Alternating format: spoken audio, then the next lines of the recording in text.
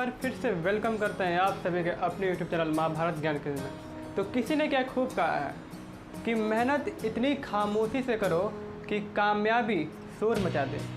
तो बढ़ते हैं हमारे क्वेश्चन की तरफ और हम लोग देखने जा रहे हैं कि किस तरह से प्रश्नों का आंसर निकालेंगे। देखिए बेसिकली मैं आपको बता दूं कि इस लेक्चर में हम लोग पार्ट 2 डिस्कस कर रहे हैं। हमने पार्ट 1 डिस्कस किया और वहाँ पर हमने 1 से लेकर 5 तक के प्रश्नों का डिस्कस किया।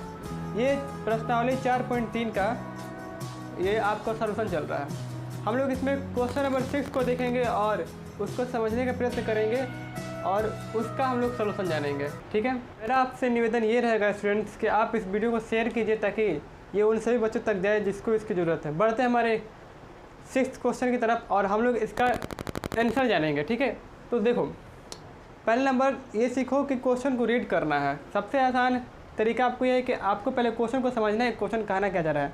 क्वेश्चन को पढ़ने से आपको 70% आपको इसका ये चीज़ समझ में आता है कि किस तरह से हम क्वेश्चन को हल करना है, सॉल्व करना है और आप उस दिशा में आगे जाकर सॉल्व करते हैं। देखिए क्वेश्चन क्या कर रहा है। क्वेश्चन मैंने यहाँ पर टाइप किया है 6 नंबर कि एक आयताकार खेत का विकर्ण उसकी छोटी भुजा से 60 मीटर लंबा है। अब मान लेते हैं कि एक आयताकार खेत हो गया, आयताकार की छोटी भुजा x हो गया, तो जो x का विकर्ण है क्या हो गया, ये 60 मीटर लंबा है। और बात कर रहा है कि बड़ी भुजा जो है वो छोटी भुजा से 30 मीटर लंबी है। तो जो बड़ी भुजा है यानी जो बड़ी भुजा ये हो गया, ये छोटी भुजा से कितना है 30 मीटर लंबी हो गई है। तो देखो इस तरह से हमने क्वेश्चन लिख दिया। अब यहाँ पर आप देखिए कि यहाँ पर एक राइट एंगल ट्राइंगल बन रहा है, यानी एक समकोण त्रिभुज बन रहा है। देखिए यहाँ पर आप देख सकते हैं कि यहाँ पर एक समकोण त्रिभुज बन रहा है। तो जैसे कि आप यहाँ पर देख रहे हैं कि समकोण त्रिभुज बन रहा है, तो हम क्या कर सकते हैं कि हम समकोण त्रिभुज में जानते हैं कि हाइपोटेन्यूज का जो स्क्वायर होता है बेस का स्क्वायर प्लस परपेंडिकुलर के स्क्वायर के बराबर होता है। दैट मीन्स हम जानते हैं कि जो कर्ण का स्क्वायर होता है वो लंब का स्क्वायर प्लस आधार के स्क्वायर के बराबर होता है। देखिए आपको मेरे साथ बने रहना है। अगर आप बने रहिएगा तो आपको सारा चीज़ समझ में आएगा। अगर आप बने नहीं रहिएगा, बीच में से वीडियो छोड़कर चले जाएगा तो कैसे समझ में आएगा। ऐसा नहीं है, आपको शुरू से वीडियो अंत तक देखना पड़ेगा, तभी आपको चीज़ें समझ में आएंगी और आपको कॉन्सेप्ट क्लियर होगा। अब बढ़ते हैं देखिए हमारे इसी क्वेश्चन में। तो हम लोग क्या लिख सकते हैं, इसका हल सॉल्यूशन में लिखते हैं। हम लोग सॉल्यूशन ले लिया, इसका सॉल्यूशन में हम लोग लिखेंगे। हम जानते हैं क्या होता है कि जो कर्ण का स्क्वायर होता है वो लंब के स्क्वायर प्लस आधार के स्क्वायर के बराबर होता है। तो ये कर्ण है ना, ठीक है। हम लोग क्या लिखेंगे, x प्लस 16 का होल स्क्वायर लिखा हमने, ये बराबर होगा एक्स स्क्वायर के प्लस x प्लस 30 का होल स्क्वायर के बराबर हो जाएगा। समझ में आ रहा है। अब देखो यहाँ पे इसको क्या करेंगे, A square plus B square पर ले लेंगे, A square plus B square plus 2ab। यहाँ पे भी A square plus B square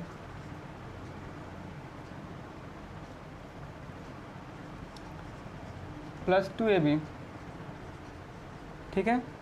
अब देखिएगा यहाँ से 1x 1x कट जाएगा, ठीक है। और यहाँ पे 3600 है प्लस 120x है और यहाँ पर आपको क्या आ जाएगा -16x आ जाएगा ना, ठीक है। -16x आ गया और ये प्लस एक्स स्क्वायर इधर आकर माइनस एक्स स्क्वायर बन जाएगा और ये प्लस 900 इधर आकर -900 बन जाएगा और ये सब बराबर 0 हो जाएगा। अब बात समझिए, यहाँ पे हम लोग -x स्क्वायर को पहले लिख देते हैं, ये वाला टर्म और ये वाला टर्म 3600 में से 900 चला जाएगा, कितना बचेगा 2700 बच जाएगा ना, 2700 बच जाएगा। तो यहाँ पे प्लस में 2700 हो जाएगा। अब 120x में से 60x जाएगा यहाँ पे, तो कितना बचेगा बताइए, प्लस में 60x बच जाएगा बराबर 0। माइनस का साइन कॉमन कर लेते हैं हम लोग, माइनस का साइन कॉमन कर देंगे। क्यों, क्योंकि यहाँ पर हम इसे एक्स स्क्वायर में लाना चाह रहे हैं, इसको प्लस में लाना चाह रहे हैं, तो हमने माइनस का साइन क्या किया, कॉमन कर लिया। अब माइनस का साइन कॉमन किया तो क्या बनता है देखिएगा, यहाँ पर हम लोग ऐसे लिख सकते हैं एक्स स्क्वायर माइनस, इसको पहले लिख देता हूँ मैं 16x माइनस 2700 बराबर 0, ठीक है। अब देखो क्या करेंगे, हम इसको कॉमन कर सकते हैं। x कॉमन किया हमने यहाँ पे, x माइनस 60 लिखा,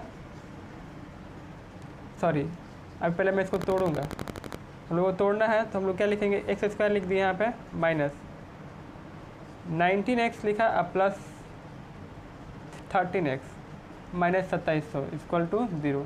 अब बात समझिए, 19 में से -19 में से 13 जाएगा तो कितना बचेगा? जाहिर सी बात है -16 बच जाएगा।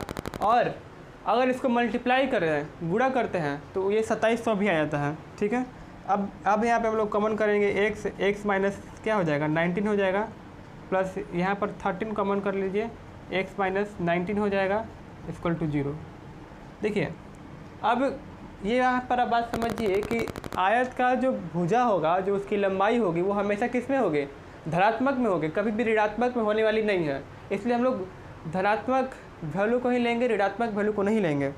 हमने क्या लिखा यहाँ पे x माइनस 19 इक्वल टू एक बार 0 लिखा और एक बार x प्लस 13 इक्वल टू 0 लिखा। ठीक है, तो यहाँ पर आप देखिए, तो x माइनस 19 इक्वल टू क्या हो जाएगा? x बराबर 19 मिल जाएगा और एक x बराबर क्या मिलेगा? -13।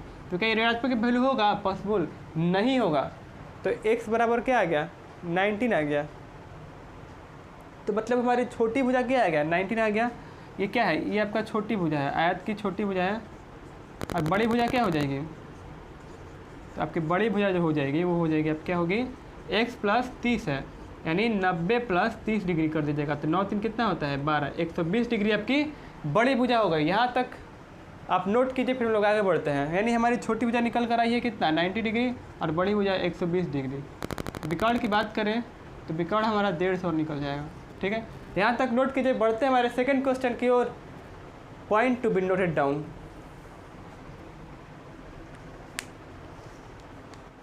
तो स्टूडेंट्स बढ़ते हैं हमारे 7th क्वेश्चन की तरफ। एकदम गर्दा उड़ा देंगे, एकदम बता देंगे कि ये मैथ कितना आसान है और इसे हम आसानी से सॉल्व कर सकते हैं। सुनिए, उसने कहा कि दो संख्याओं के वर्गों का अंतर 180 है। मतलब दो चर हैं यहाँ पर, एक चर x² है और दूसरा y² है। बिल्कुल आसान है, कोई दिक्कत नहीं होगा। मेरे साथ बने रहिए, आपको एकदम अच्छे से समझ में आएगा। मानते हैं कि यहाँ पर दो चर क्या है? x² है माइनस y² है और दोनों का अंतर क्या है? 180 है। उसने कहा कि छोटी संख्या, क्या कहा? छोटी संख्या का जो वर्ग है बड़ी संख्या के 8 गुना है। क्वेश्चन को ध्यान से समझना है और फिर उस पर अटैक करना है और फिर हमें आगे बढ़ना है। छोटी संख्या का वर्ग, छोटी संख्या का वर्ग क्या है? छोटी संख्या का वर्ग जो है वो बड़ी संख्या के 8 गुना है। इसको समीकरण 1 मान लो, इसको समीकरण 2 मान लो। अब समीकरण 2 को समीकरण 1 में रखने पर लिख लेना है, समीकरण 2 को समीकरण 1 में रखने पर हमें क्या प्राप्त होगा? x² माइनस 8x बराबर 180। आप यहाँ पे लिखना समीकरण 2 को समीकरण 1 में रखने पर, फिर हम लोग लिख सकते हैं x² माइनस 8x माइनस 180 बराबर 0। 180 का ऐसा गुणनफल जिसको जोड़ने का टाइम पर माइनस 8x मिलता है? हाँ है, minus 18x plus 10x minus 180 बराबर 0। अब देखो यहाँ पर हमने x लिखा, x माइनस 18 कर दिया, प्लस 10 लिखा, फिर x माइनस 18 कर दिया बराबर 0। यहाँ पर x प्लस 10 आया एक बार बराबर 0 आ गया और एक बार क्या आया? x minus 18 equal to 0। यानी एक बार x का मान हमारा माइनस 10 आया और एक बार x का मान क्या आया? 18 आया। यहाँ पे x का मान माइनस में नहीं होगा क्योंकि यहाँ पर x को हमने एक बड़ी संख्या के रूप में माना है। तो हम लोग, अरे x का मान को तो हम लोग बड़ी संख्या के रूप में माना है, तो इसका निगेटिव तो ले नहीं ले सकते हैं। तो हम लोग x के मान को 18 ले लेते हैं। 18 जब लेते हैं x के मान को, x हमारा क्या निकल गया? 18 निकल गया। y निकालना है, हम लोग जानते हैं y² इक्वल टू क्या है? 8x है। यानी y² इक्वल टू 18 में कैसे गुणा कर दो? 8 से गुणा कर दो। y² इक्वल टू 18 8 है 144। y² इक्वल टू हो जाएगा, y इक्वल टू हो जाएगा √144, जो कि आपको क्या हो जाएगा? 12 के बराबर हो जाएगा। ठीक है, यानी एक आंसर x बराबर 18 हो गया और दूसरा आंसर y बराबर क्या हो जाएगा? 12 हो जाएगा। Point to be noted down and let's proceed to our 8th question. ठीक है, ये क्वेश्चन एवरेट क्या कर रहा है? क्वेश्चन एवरेट कर रहा है कि एक रेलगाड़ी एक समान चाल से 360 किलोमीटर की दूरी तय करता है। यदि यह चाल 5 किलोमीटर प्रति घंटा अधिक होती तो उसी यात्रा में 1 घंटा समय कम लगाता। तो हमें रेलगाड़ी की चाल याद करना है। देखिए, मानते हैं कि रेलगाड़ी की चाल क्या है? माना कि रेलगाड़ी की चाल जो है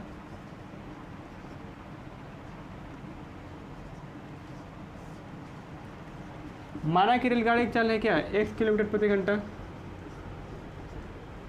दूरी दिया है आपको, पूरा कितना दिया है दूरी? 360 किलोमीटर। समय क्या हो जाएगा? हम जानते हैं समय बराबर होता है दूरी बटा में चाल। अब प्रश्न अनुसार हम लोग लिख सकते हैं। यहाँ पे प्रश्न अनुसार क्या कह रहा है कि यह जो है प्रश्न अनुसार कि 1 घंटा समय कब लेगा जब ये इसका जो चाल में 5 किलोमीटर प्रति घंटा क्या हो वृद्धि हो जाए। तो समय कितना लगेगा उसके अकॉर्डिंग समय बराबर क्या हो जाएगा 360। और चाल में कितना बढ़ जा रहा है x + 5 हो जा रहा है, चाल बढ़ गया। ठीक है, तो 1 घंटा से कम समय लेता है। अब देखिए पहले की अपेक्षा वह 1 घंटा कम समय लेगा। पहले समय लेता था इतना, अब चाल में 5 किलोमीटर प्रति घंटा की वृद्धि हो जाने से ये समय ये कुछ कम लेगा। अब जाहिर सी बात है कि अगर हम चाल बढ़ाएंगे तो कम समय में पहुंचेंगे। ठीक है, तो ज़्यादा समय इसमें लगेगा और कम समय इसमें लगेगा, और इन दोनों का जो अंतर है कितना हो जाएगा 1 घंटा हो जाएगा। 1 घंटा हो जाएगा तो हम लोग यहाँ पे लिख सकते हैं ना 360x minus 360x + 5 equal to क्या लिखेंगे 1 लिख देंगे। अब यहाँ पे कॉमन यहाँ पे एलसीएम निकालिए, x + 5 हो जाएगा, x कैंसिल 360 x + 5 माइनस यहाँ पे 360 x आ जाएगा बराबर 1 हो जाएगा। अब यहाँ पर देखिए यहाँ पर हमने क्या किया है कि क्रॉस मल्टीप्लिकेशन कर देते हैं। यहाँ पे हम लिखेंगे पहले 360x प्लस 0 का 0 6 5 30 56 के 0 हासिल 3 15 3 18 1800 आ गया माइनस 360x। क्रॉस मल्टीप्लिकेशन कीजिएगा तो क्या बनेगा यहाँ पे बराबर बच जाएगा x² + 5x। ये चीज़ें का आपस में कैंसिल हो गया। यहाँ पर आपको मिला x² + 5x माइनस 1800 बराबर 0, यानी x² + 45x minus 14x minus 1800 बराबर 0। अब यहाँ पर देखिए मैंने 5x को क्या किया है 45x - 14 लिखा है। क्यों लिखा है? क्योंकि देखो मैंने यहाँ पर तोड़ा है 1800 का गुणनखंड किया तो इसका गुणनखंड 45 और 40 भी होगा। अगर गुणा करेंगे तो 1800 मिल जाएगा। देखो मैं दिखाता हूँ, 45 में मैंने 4 से गुणा किया, मान लो 20 16 17 18, और यहाँ पर 40 से गुणा करेंगे तो 1 0 और बढ़ा देंगे। ठीक है, 40 से गुणा करेंगे तो 1 0 बढ़ा देंगे तो 1800 आ गया ना, इसीलिए मैंने इसको तोड़ के यहाँ पर लिख दिया है। ठीक है, अब बात समझिए, यहाँ पर मैंने क्या लिखा कॉमन किया x + 45 यहाँ पे हो जाएगा माइनस 40 यहाँ पे हुआ x + 45 हो गया बराबर 0, x - 14 = 0, और यहाँ पर x + 45 = 0, और यहाँ पर x बराबर क्या आ जाएगा 40 आ जाएगा, और यहाँ पर x बराबर -14 आ जाएगा। ठीक है, अब चाल ऋणात्मक में होगा ऐसा तो पॉसिबल है ही नहीं। हम लोग 40 वाले वैल्यू को लेकर चलेंगे, तो 40 वाले वैल्यू को लेकर चलेंगे तो हम लोग रेलगाड़ी की चाल क्या कहेंगे कि रेलगाड़ी की चाल कितनी है। ठीक है, रेलगाड़ी की चाल जो है वो 40 किलोमीटर प्रति घंटा हो जाएगी। ठीक है, यहाँ तक नोट कीजिए, फिर बढ़ते हैं नेक्स्ट क्वेश्चन की तरफ। Point to be noted down.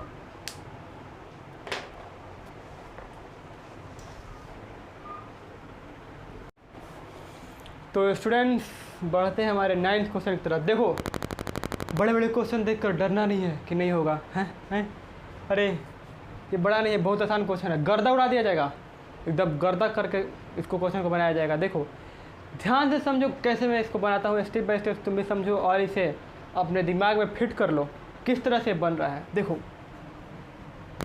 उसने कहा कि 2 पानी के नल एक साथ एक हौज को 9.3/8 घंटे में भर सकते हैं। बड़े व्यास वाला नल हौज को भरने में कम व्यास वाले नल से 10 घंटा कम समय लगाता है। मान लेते हैं यहाँ पे हमने लिखा, माना कि बड़े व्यास वाले नल द्वारा 1 घंटा समय लगता है। अब क्वेश्चन में कह रहा है ना 1 घंटा समय लगता है। ठीक है, अब क्वेश्चन में कह रहा है कि बड़े व्यास का जो नल है वो छोटे व्यास वाले से 10 घंटा कम समय लगाता है। यहाँ पे देखो लिखा है कि बड़े व्यास वाला नल, साफ साफ लिखा है बड़े व्यास वाला नल जो है हौज को भरने में कम व्यास वाले नल से 10 घंटा कम समय लगाता है। तो हमने यहाँ पर x मान लिया। अरे x मान लिया तो क्या करेंगे, हम लोग कम समय वाले को 10 ज़्यादा मान लेंगे, तभी तो ये 10 घंटा कम समय लगाएगा। समझ में आ रहा है कि नहीं समझ में आ रहा है? बात समझो, एक बात समझने का प्रयास करो, गर्दा उड़ा दोगे तुम। देखो, तो हम लोग 10 ज़्यादा मानेंगे इसको, माना बड़े व्यास वाले नल द्वारा x घंटा लग रहा है, तो छोटे व्यास वाला क्या हो जाएगा, छोटे व्यास वाले नल द्वारा कितना जाएगा, x + 10 हो जाएगा। तभी तो ये जो बड़े व्यास वाला नल जो है ये 10 घंटा कम समय लगेगा छोटे व्यास वाले नल से। अब बात करते हैं मतलब पुनः बड़े व्यास द्वारा बड़े व्यास वाले नल द्वारा 1 घंटे में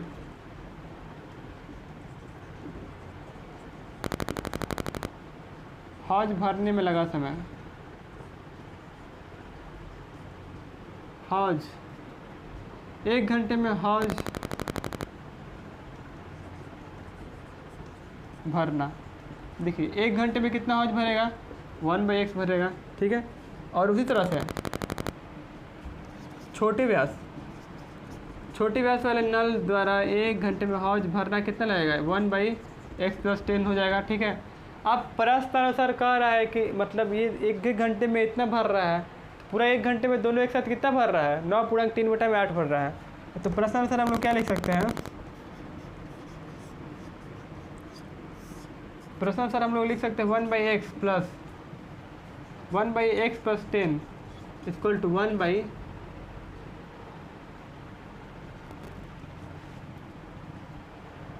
1 लिखेंगे, क्या लिखेंगे, 9.3/8 लिख सकते हैं, क्योंकि 1 घंटे में पूरा भरने में इतना ही समय लगेगा।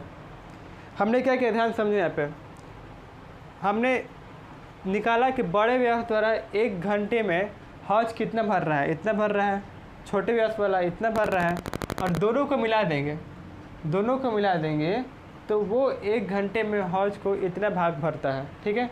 9.3/8 भाग भरता है। अब बात समझिएगा, इसको हम लोग ऐसे भी लिख सकते हैं ना, इसको क्या लिख सकते हैं, 9 × 72, 73, 74, 75/8, 75/8 आएगा, बटा में 1 है, तो यहाँ पर नीचे हो जाएगा 75 और 8 ऊपर चला जाएगा, ठीक है, 8/75 हो जाएगा।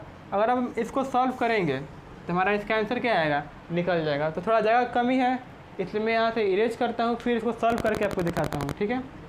तो यहाँ तक नोट कीजिए, पहले point to be noted down.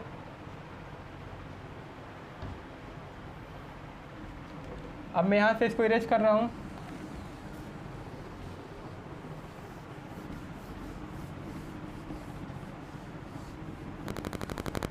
अब देखिएगा,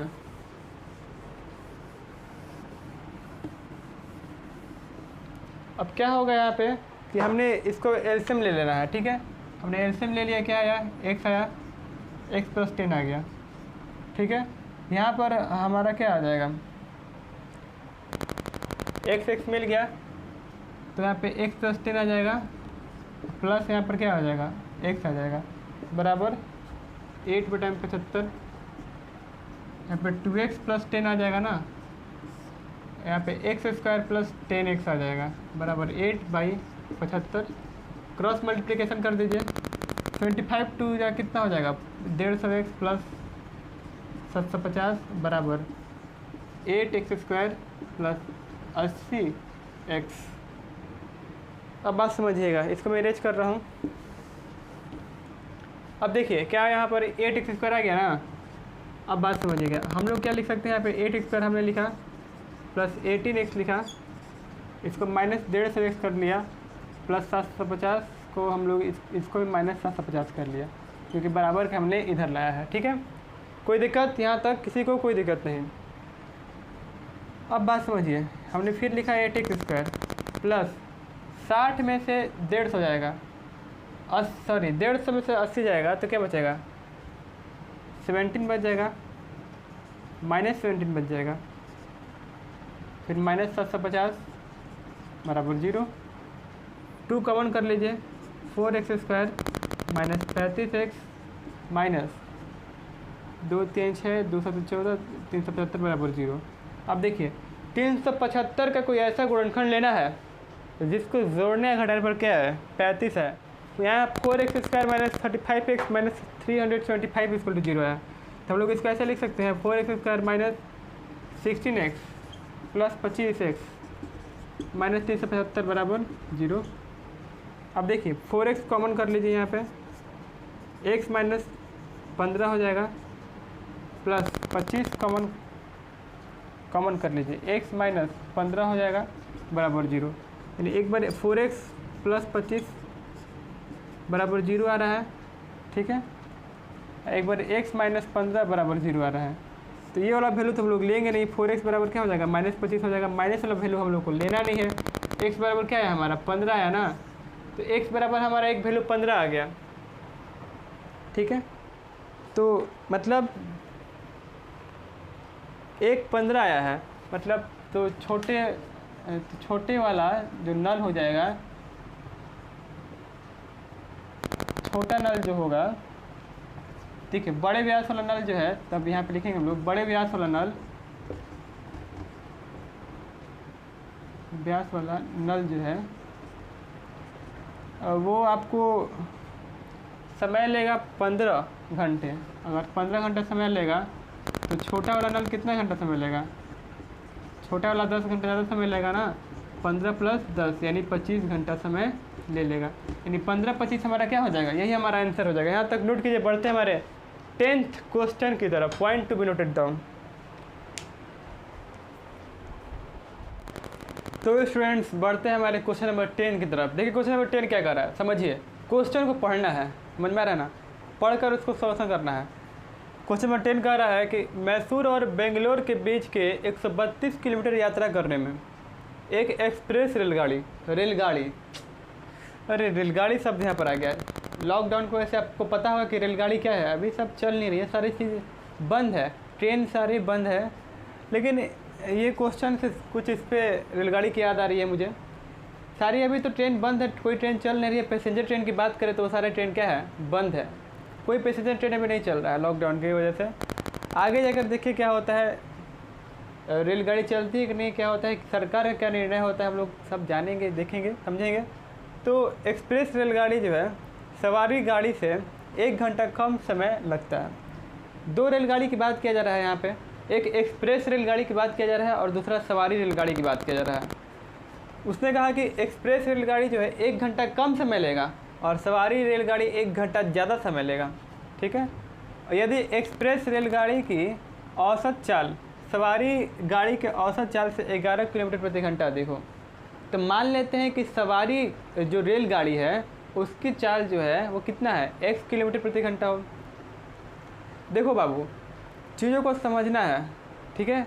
मैथ क्या है, आपको मैथ को समझना होगा तभी तो आप उसको सॉल्व कर पाएंगे, बिना समझे कैसे सॉल्व कर पाओगे। समझो इधर देखो, तो सवारी गाड़ी के औसत चाल, तो यहाँ पे हम लिख लेंगे सॉल्यूशन में कि माना कि सवारी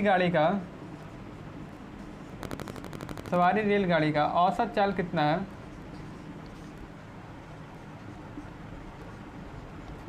इसका औसत चाल जो है वो x है, ठीक है। x है, समझ में आ रहा है तुमको, x इसका औसत चाल है, समझो इस बात को, गर्दा उड़ा देना है, कुछ नहीं है, एकदम आसानी से बन जाएगा। देखो अब उसके बाद क्या करो कि सवारी रेलगाड़ी का औसत चाल x मान लिया। अब एक्सप्रेस रेलगाड़ी का मानो, देखो एक्सप्रेस रेलगाड़ी का औसत चाल क्या हो जाएगा, x + 11। अब देखो यहाँ पर हम लोग जानते हैं, क्या जानते हैं कि चाल बराबर होता है दूरी बटा में समय, और समय बराबर होता है दूरी बटा में चाल। आप इस बात को जानते हो, समझते हो। तो अब यहाँ पर टोटल जो दूरी दिया है वो कितना है, 132 किलोमीटर है, ठीक है। हम लोग यहाँ पे दूरी लिख लेंगे, यहाँ पे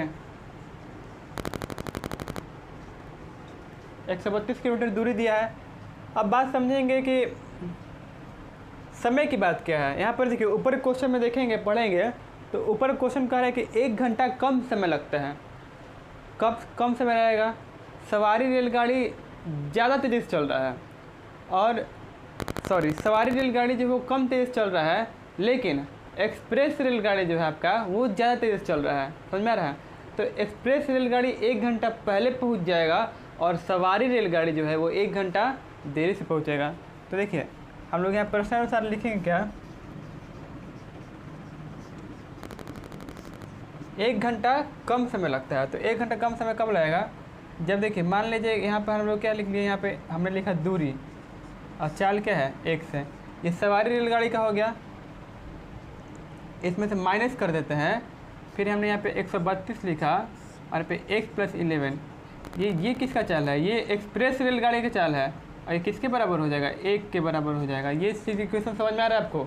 हमने क्या किया कि हमने सवारी रेलगाड़ी का चाल लिखा यहाँ पर और एक्सप्रेस रेलगाड़ी का चाल से घटा दिया। जाहिर सी बात, सवारी रेलगाड़ी जो है वो ज़्यादा समय लेगी और एक्सप्रेस रेलगाड़ी जो है वो क्या करेगी? कम समय लेगी। इसलिए मैंने यहाँ पर ये चीज़ें किया है। देखिए अब बात समझेंगे यहाँ पर कि हम लोग इसका एलसीएम निकाल लेंगे। ठीक है, मैं इसको थोड़ा सा इधर लिख देता हूँ ताकि जगह अच्छे से यूटिलाइज हो जाए। यहाँ पर मैं लिखता हूँ, देखिएगा 132/x लिखा मैंने माइनस 132 x + 11 बराबर 1। एलसीएम निकाल लो, x × x + 11, x कैंसिल हो जाएगा, x + 11 और यहाँ पर 132 आ जाएगा माइनस यहाँ पे 132x बराबर 1। मल्टीप्लाई कर दीजिए तो क्या हो जाएगा? 132x हो जाएगा यहाँ पे। फिर आपको प्लस 132 में से 11 से गुणा कीजिएगा, 1 का 1, यहाँ पे 2 का 2, 3 2 5 और 3 1 4, 14 52 हो जाएगा। ठीक है, और फिर माइनस 132x और नीचे क्या रहेगा आपको? x + 11 बराबर 1। ये माइनस प्लस कट जाएगा तो आपको बचेगा क्या? यहाँ बच जाएगा आपको, क्या बच जाएगा कि x² बच गया प्लस 11 बराबर 1452 बचा।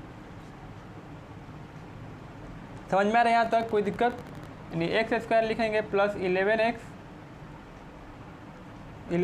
यहाँ पे होगा, x यहाँ पे रहेगा, हाँ, फिर माइनस 1452 = 0 लिख दिया। देखिए अब 1452 के कुछ ऐसे गुणनखंड लेना है जिसको जोड़ेंगे या घटाएंगे तो 11x आ जाए। ठीक है, तो ऐसा गुणनखंड मौजूद है। अगर हम लोग 44 में 33 से गुणा करेंगे, ध्यान समझिएगा, तो 1452 आ जाएगा और 44 में से 33 घटाएंगे तो 11x आ जाएगा। तो क्यों ना हम इसको लिख सकते हैं यहाँ पे हमने लिखा x² क्या लिखा?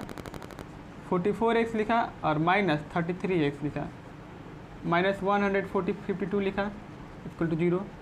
x मैंने यहाँ पे लिख दिया, x + 44 यहाँ पे हो जाएगा, माइनस 33 कॉमन ले लिया यहाँ पे x, अब minus minus will be plus, 44 = 0, यानी x - 33 = 0। x बराबर क्या आ जाएगा? 33 आ जाएगा और यहाँ पर x बराबर क्या आ जाएगा? -44 आ जाएगा। x + 44 बराबर आपको 0 हो जाएगा, यानी x बराबर क्या आ जाएगा? -44 आ जाएगा।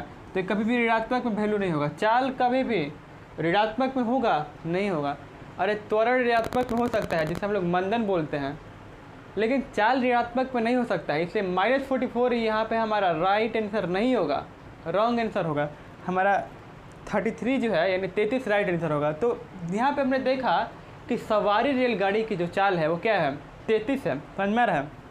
अब देखो यहाँ पे मैंने यहाँ पे लिखा सवारी रेलगाड़ी का चाल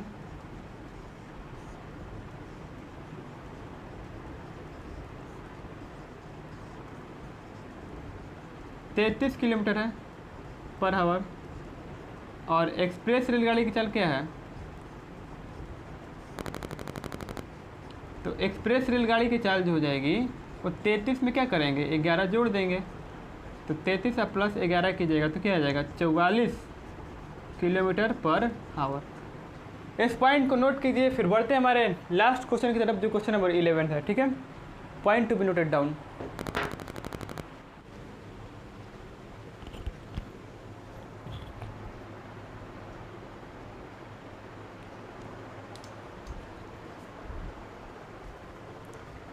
तो स्टूडेंट्स डील करते हैं हमारा लास्ट क्वेश्चन। चलिए देखते हैं हमारा लास्ट क्वेश्चन क्या है। लास्ट क्वेश्चन कह रहा है कि दो वर्गों के क्षेत्रफलों का योग 468 मीटर स्क्वायर है। यदि उनके परिमापों का अंतर 24 मीटर है तो दोनों वर्गों की भुजाएं ज्ञात कीजिए। ध्यान समझिएगा।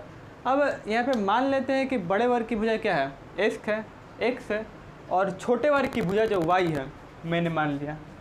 माना कि बड़े वर्ग की भुजा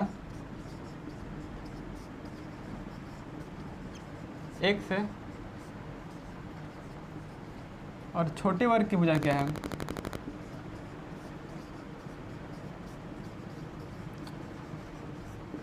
y है, y मान लिया।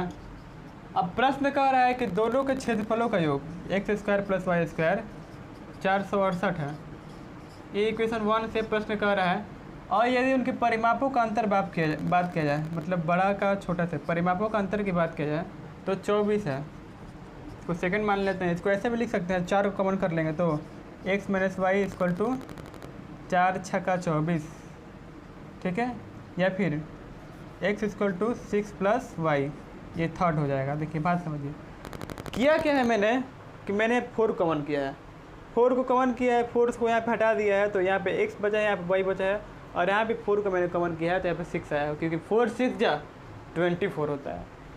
अब देखिए समीकरण 3 को हम लोग समीकरण 1 में रख देंगे, ठीक है। लिखेंगे यहाँ पे समीकरण 3 को 1 में रखने पे 1 में रख दिया तो क्या मिला हमारे पास, जो आएगा वो आपको ये आएगा, देखिएगा समझिएगा। समीकरण 3 में तो हमने रखा क्या, 6 प्लस वाई रखा हमने, ठीक है, का होल स्क्वायर प्लस वाई का square equal to 468, 6 6 36 plus y square plus 6 दूना 12 वाई प्लस वाई स्क्वायर 468, ठीक है। 1 वाई 2 वाई स्क्वायर हो जाएगा ना, प्लस 12 वाई, ये 468 इधर आकर क्या हो जाएगा, माइनस 468 प्लस 36 बराबर 0। समझ में आ रहा है यहाँ तक कोई दिक्कत? अब देखिएगा ध्यान समझिएगा। मैंने यहाँ पर 2 वाई स्क्वायर लिखा प्लस 12 वाई लिखा। अब देखिए 8 में से 6 जाएगा, क्या बचेगा, 2 बच जाएगा, ठीक है। और 3 में से 6 में से 3 जाएगा, 3 बच जाएगा यहाँ पे, और 4 का 4, ठीक है, माइनस का माइनस यहाँ पे इक्वल टू 0। 2 कॉमन कर लेते हैं हमने, यहाँ पे 2 कॉमन किया तो क्या आ जाएगा, y square plus 6 y minus 216 equal to 0। अब बात समझिएगा, यहाँ पर आप लोग देख सकते हैं क्या आया है कि Y square equal to plus 6 Y आ गया, माइनस 216 इक्वल टू 0 आ गया, द्विघात समीकरण बन गया है, ठीक है। तो अब बात समझिए, 216 का कोई ऐसा हम लोग गुणनखंड लेना है जिसको जोड़ने घटाने पर क्या आ जाए, 6 आ जाए। लेकर देखते हैं। यहाँ पर हमने यहाँ पे 216 लिखा, 2 से घटाते हैं इसको, 2 8 16, ठीक है। फिर 2 से ले जाते हैं, फिर 2 से ले जाते हैं, फिर 3 से। अब बात समझिए, यहाँ पर हम लोग को जोड़ा बनाना होगा, ठीक है। जोड़ा बना लेते हैं।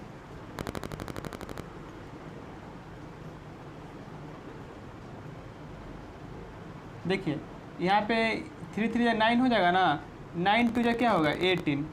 यहाँ पे एक हम लोग इस तरह से जोड़ा बना देते हैं, 9 2 18 और यहाँ पर 18 हो गया, और 3 2 6 6 2 12, यानी 18 और 12 का मल्टीप्लिकेशन कीजिएगा तो 216 आ जाएगा।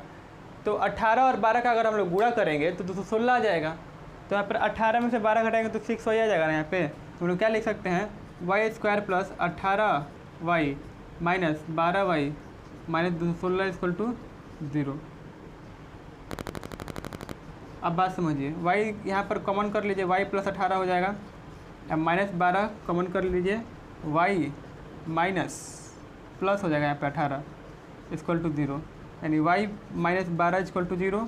तो y का वैल्यू क्या आया, प्लस में 12 आ जाएगा, और यहाँ पर y का वैल्यू माइनस में 18 आ जाएगा। तो माइनस में 18 y का वैल्यू हम लोग नहीं लेंगे, हम लोग y का वैल्यू लेंगे प्लस में 12। तो y का वैल्यू प्लस में 12 आ रहा है, तो मतलब कि छोटे वर्ग की भुजा क्या हो गया, छोटे वर्ग की भुजा 12 हो गया। तो बड़े वर्ग की भुजा क्या हो जाएगी, बड़े वर्ग की भुजा समीकरण थर्ड से निकाल लेंगे।